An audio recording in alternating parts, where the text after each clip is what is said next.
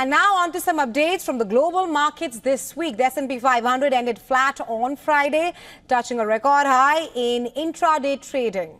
All three of the major averages notched a winning week. Stocks are rebounding from pressure earlier in the session following Friday's job report. That news sent the yield on the benchmark 10-year Treasury more than 15 basis points higher. Chipmaker and AI darling Nvidia closed down slightly on Friday but still ended the week up 10%. The stock set a record high on Thursday after pushing past the 3 trillion mark for the first time on Wednesday. Well, European stocks closed lower on Friday as investors digested fresh US jobs data and the European Central Bank's latest rate commentary on that. Germany's economy was seen growing slightly slower than expected this year. Europe's biggest economy is now set to expand by 0.3%, below the 0.4% previous estimated. Inflation is likely to tick up slightly according to forecasts.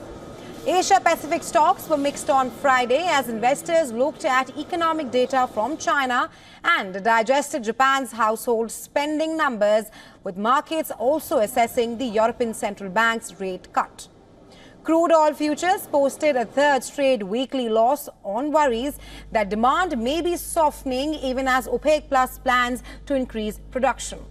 U.S. crude oil and global benchmark Brent sold off earlier in the week after OPEC Plus members announced that they would start phasing out 2.2 million barrels per day in production cuts starting in October. Poor U.S. manufacturing data and weak private payrolls also weighed on the market. Oil prices have bounced back over the past 2 days on hopes that lower rates might strengthen demand, but the two crude benchmarks are still down about 2% for the week. Well, gold accelerated declines on Friday after a stronger than expected U.S. jobs report, which doused expectations for U.S. rate cuts this year, adding to bearish sentiment driven by data showing top consumer China held off on bullion purchases in May as well. The data also drove a rally in the dollar, making bullion more expensive for overseas buyers.